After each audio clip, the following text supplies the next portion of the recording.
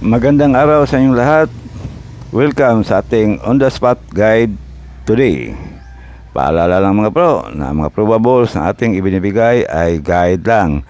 Wala tayong anumang koneksyon sa PCSO na masasabi natin na sureball o sigurado ang ating mga numero. Ang lahat ay nakadepende lang yan sa ating sariling analysis o kompetisyon. Maaari lang tayong manalo pag tumama ang ating compute. Pakilike lang at pakishare sa ating guide. Para sa ating 2 PM on the spot guide ngayong araw, meron tayong 287 rumble, 845 rumble at 504 rumble. Pili o pick up lang sa mga numerong korsonada ninyo. Pag hindi na on the spot, pwedeng tayan ulit sa susunod na draw.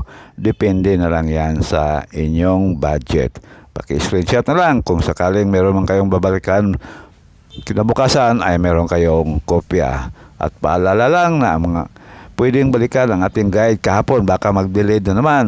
Para sa ating 5 PM on the spot, meron tayong 435 rumble yan mga bro, 217 rumble at 427. Pili o pick up lang sa mga numerong korsonada ninyo.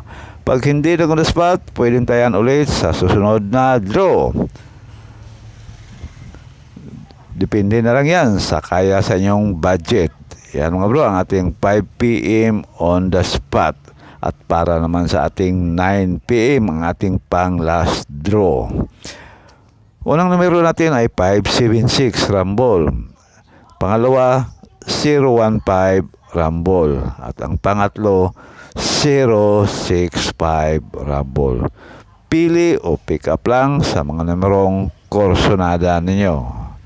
Kaya maaari magkapalitan ang bawat draw kung sakaling may lalabas man sa ating mga numero. Kaya panigurado lang all draw.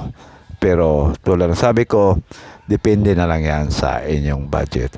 Okay, maraming salamat at good luck na lang sa inyong lahat. God bless you all.